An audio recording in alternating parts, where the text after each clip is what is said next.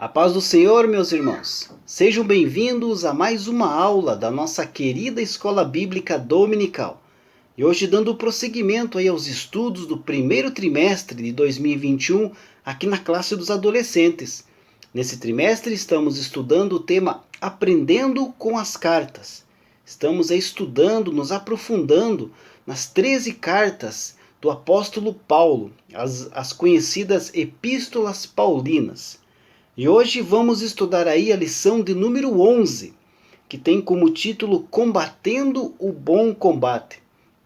Estudamos na lição passada a primeira carta de Paulo ao seu filho na fé, Timóteo. E hoje vamos estudar a segunda carta de Paulo a Timóteo.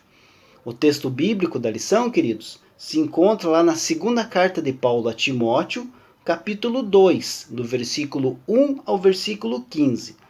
Esse é o texto base da nossa lição que vamos ver hoje. Portanto, se você não tem a sua lição em mãos, queridos, faça a leitura desse texto bíblico, que é a base da lição que vamos estudar hoje, para você aí acompanhar os estudos de hoje.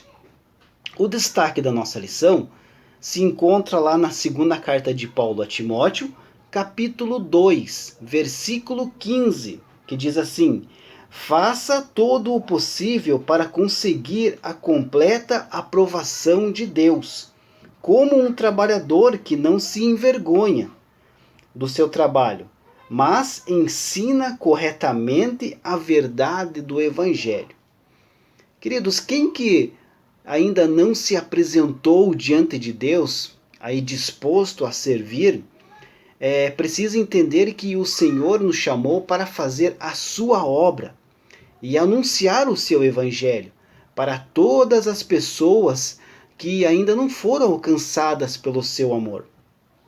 Nesta carta a Timóteo, o apóstolo Paulo recomenda que o obreiro se apresente aprovado, sem motivo para se envergonhar, e que se dedique também ao estudo da palavra de Deus.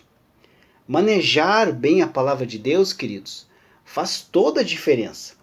É poder plantar a semente certa da verdade no coração do próximo e ter a certeza que ela vai gerar o seu fruto.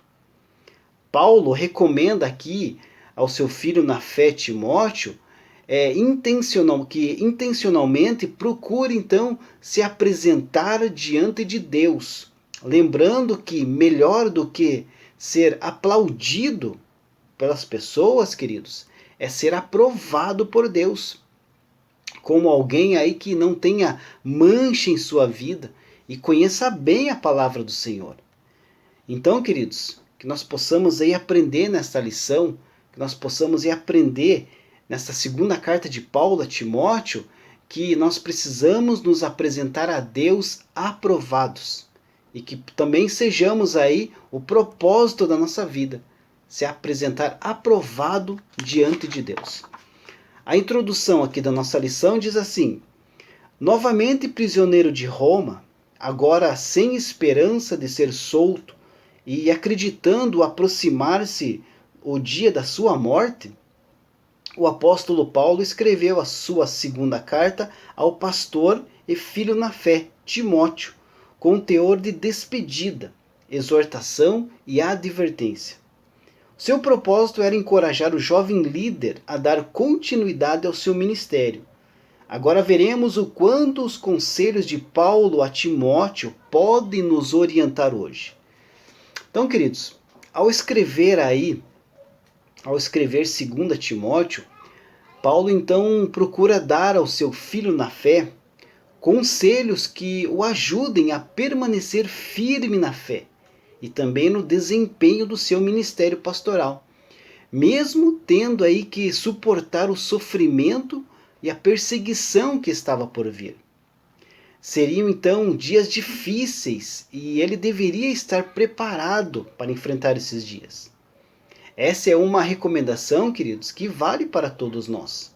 Nós precisamos nos preparar para servir a Cristo, tanto na bonança como também nos dias de tormenta. É muito cômodo, queridos, permanecer aí na fidelidade enquanto está tudo bem ao nosso redor, não é verdade? Mas quando as dificuldades provam a nossa fé, é que surge aí a resposta verdadeira do nosso amor por Jesus. Paulo aqui diz a Timóteo que ele então precisará de muita coragem para suportar e confrontar a oposição e a perseguição. Além disso, o apóstolo recomenda que ele seja ousado na utilização dos seus dons para o crescimento do ministério, pois estava certo de que o Espírito Santo estava sobre a sua vida. Dando aí os exemplos de como serviu o Senhor Jesus e da sua própria vida, Paulo então exorta a Timóteo a ser um cristão fiel a Deus e também às suas ovelhas. A pregação e o ensino deveriam então ser aí atividades constantes em sua vocação. E além disso também ele deveria se esforçar para treinar outras pessoas para o ministério. Ele deveria aí criar discípulos para a continuidade da boa obra, comunicando a elas com poder o privilégio de servir a Cristo. E isso é uma questão que muitos obreiros hoje, queridos, precisam entender, que é o privilégio de servir a Cristo. Muitas pessoas aí, queridos, acabam aí desistindo do seu ministério, acabam aí desistindo aí de servir a Cristo na primeira dificuldade que aparece, na primeira prova. Só que nós devemos, queridos, não olhar para os homens, e sim para Cristo. E ver aí que a nossa recompensa não é aqui na terra. A nossa recompensa é no céu. E é garantida, porque Jesus nos prometeu que aqueles que chegassem ao final da sua carreira iriam ser recompensados. E vale a pena servir a Cristo, queridos, pois Ele já sofreu por nós. E a nossa vida aqui na terra é passageira. Mas a eternidade com Jesus é o que conta para nós. A nossa lição, queridos, está aqui dividida em 3 pontos, né? O primeiro ponto, a luta do dia a dia. O segundo ponto aqui, preparados para correr. E o terceiro ponto, vaso preparado para toda boa obra. Então o primeiro ponto aqui, a luta do dia a dia, no primeiro parágrafo diz assim: como representante da nova geração de líderes da igreja, Paulo diz a Timóteo que, em meio às lutas e aos sofrimentos experimentados por causa da fidelidade a Deus, ele deveria se fortalecer na graça do Pai revelada em Cristo Jesus. Paulo diz que Timóteo, o jovem pastor, devia enfrentar os desafios do ministério como um fiel soldado de Cristo.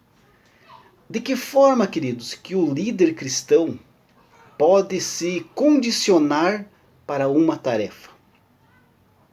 A resposta de Paulo, queridos, está no versículo 3, do capítulo 2 dessa segunda carta a Timóteo, que diz assim: sofre, pois, comigo, ou suporte comigo, em algumas versões, as aflições como um bom soldado de Jesus Cristo.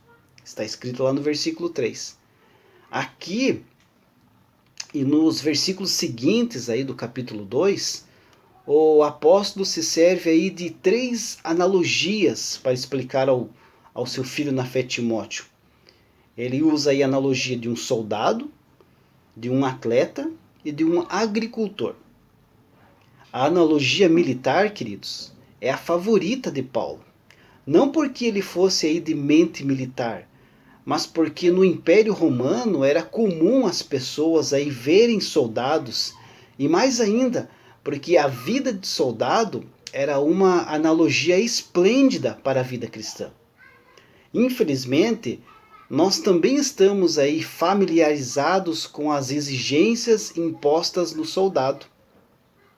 Servir nessa atividade rigorosa, queridos, requer aí um extensivo condicionamento físico. Todos que passam pelo campo de treinamento de recrutas sabem como é difícil fortalecer o corpo ao ponto em que a força seja igual às exigências requeridas.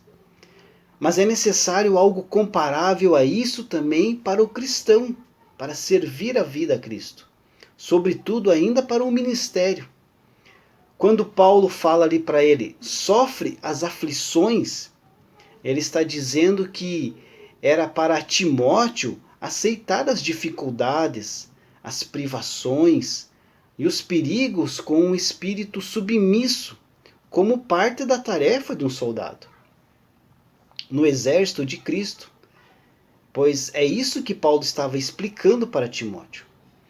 O apóstolo Paulo amplia então essa analogia no versículo 4, quando ele diz assim: ninguém que milita se embaraça com o negócio desta vida, a fim de agradar aquele que o alistou para a guerra.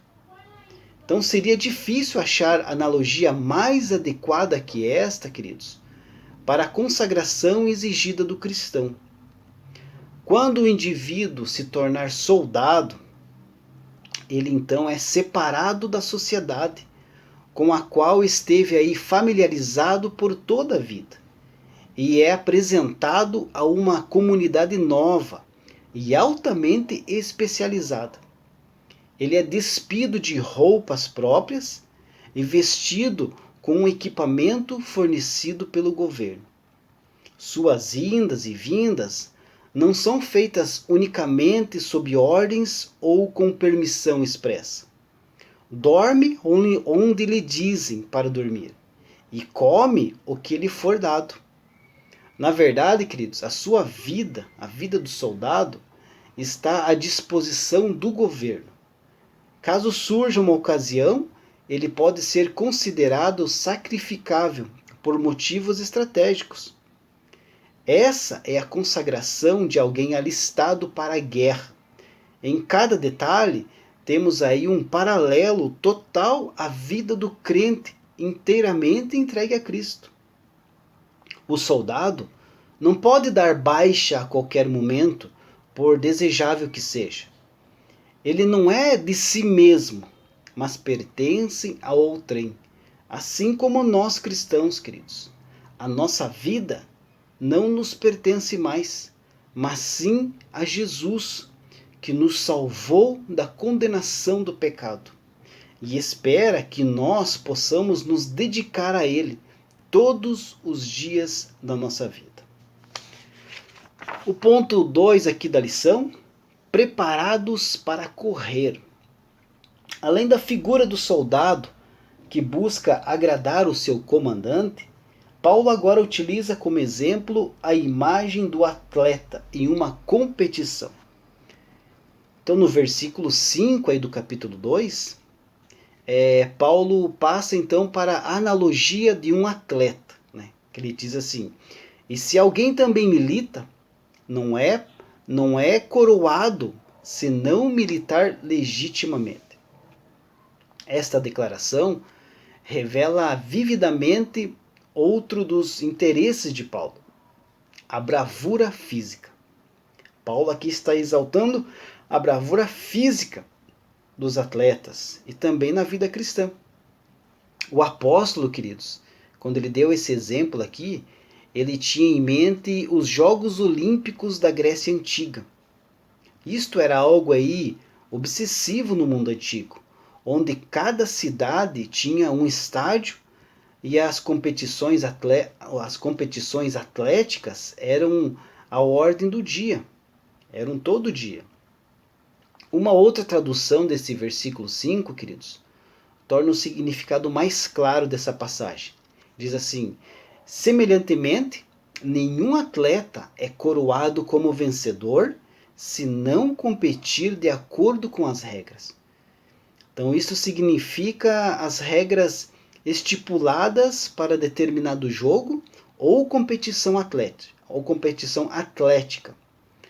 Mas é provável então que haja um significado mais amplo, que é a preparação para a competição que está em discussão, e não a competição em si. O atleta não tem chance de vitória, queridos, a menos que ele obedeça a certas condições prévias. ele tem de passar aí pelo treinamento necessário e limitar-se a determinada dieta. Assim como o soldado, ele precisa então deixar tudo com um único objetivo, de ganhar a disputa. E isso também é um exemplo aí na vida cristã, que Paulo vem trazer, né? Essa analogia do soldado, analogia do atleta, mas também aqui nesse capítulo 2, Paulo também faz uma terceira analogia, que nós vemos no versículo 6, que é a analogia do agricultor. Paulo diz assim: o lavrador que trabalha deve ser o primeiro a gozar dos frutos. Então, para fazer a colheita, queridos, o agricultor tem de se consumir no trabalho, preparando a terra, semeando a semente, vigiando aí contra secas e pragas, até finalmente gozar dos frutos do seu trabalho. Então, com essas três analogias, do soldado, do atleta e do agricultor, Paulo quer dizer uma coisa só: pois que seja a expectativa do soldado em obter a vitória final, ou a visão do atleta em receber a coroa, e a esperança do agricultor em fazer a colheita, cada um se submete à disciplina e à labuta por causa da glória que eles estão esperando. O apóstolo, então, queridos, deseja que Timóteo entenda em que ele está insistindo, como vemos aí no versículo 7 do capítulo 2, que diz assim: considera o que digo, porque o Senhor te dará entendimento em tudo. Por advertência, aviso ou exortação, e agora também aqui por três analogias, Paulo então detalhou o tipo de dedicação que ele espera do seu jovem assistente. Ele reflete no que eu digo, diz o apóstolo, e confia em Deus que te dará sabedoria e orientação. Então Paulo usa essas três analogias, queridos, do soldado, do atleta e do agricultor, para mostrar para Timóteo que ele precisava ser persistente, ele precisava se preparar, porque o alvo dele lá no final, ele iria conquistar, mas precisaria de muita luta, de muita bravura, de muita preparação para conseguir chegar no alvo final, que é servir a Cristo. O terceiro ponto aqui: vaso preparado para toda a obra. Lá no último parágrafo diz assim: Paulo convida Timóteo a uma vida santa e de boas obras. E para isso, será preciso que o jovem discípulo fuja das paixões da mocidade e procure viver uma vida correta, com fé, amor e paz, junto com os que com um coração puro pedem ajuda ao Senhor. Está lá no versículo 22 do capítulo 2. Então aqui, queridos, Paulo estava preocupado, né, com a situação confusa que prevalecia na igreja em Éfeso, onde Timóteo era pastor. Ele então usa aí a analogia também dos vasos para mostrar que na igreja existem pessoas sinceras e obedientes aos ensinos de Cristo, que no caso aqui são os vasos de honra.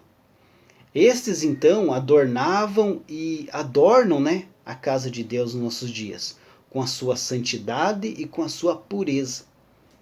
Deus deseja usar esse tipo de vaso, queridos, limpo e sem contaminação. E eu te pergunto, querido adolescente, você tem sido um vaso de honra na casa do Senhor? Você tem se santificado do pecado? Tem se separado das coisas erradas? E tem aí se consagrado ao Senhor? O crente deve ter aí uma vida irrepreensível. Isso só é possível na vida do crente, queridos, através do poder redentor, libertador e purificador do sangue de Jesus, mediante a fé. Mas Paulo também fala dos vasos de desonra. Quem são os vasos de desonra? Paulo estava então se referindo, queridos, aos falsos mestres, que naquela situação em que Paulo escreve para Timóteo, eram Himeneu e Fileto, que você vê lá no capítulo 2, versículo 17. Himeneu também foi mencionado em 1 Timóteo capítulo 1, versículo 20. Então ele era bem influente na igreja. E podemos aí, queridos, igualmente afirmar aí que nos nossos dias, quem são os vasos de desonra? São aqueles crentes infiéis que causam problema e escândalo na casa do Senhor. Os vasos de honra são o trigo, e os vasos para desonra são o joio, a que se referiu Jesus lá em Mateus capítulo 13, do versículo 24 ao 30. Queridos, somente o vaso santificado e idôneo, nobre e honorável é que possui o mais elevado valor. O que importa não é o valor dos vasos e do material de que são feitos, mas o conteúdo de cada um.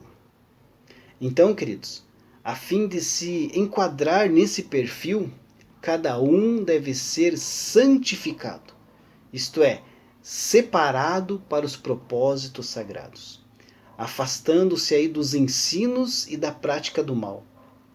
Na administração das igrejas, por vezes surgem aí conflitos de ordem espiritual e doutrinária. Por isso, queridos, os líderes precisam de um preparo bíblico e teológico. Como obreiros aprovados, devem conduzir o rebanho do Senhor. Então, seja você um vaso de honra na casa do Senhor. Deus abençoe a sua vida e até a próxima lição, se Deus assim permitir.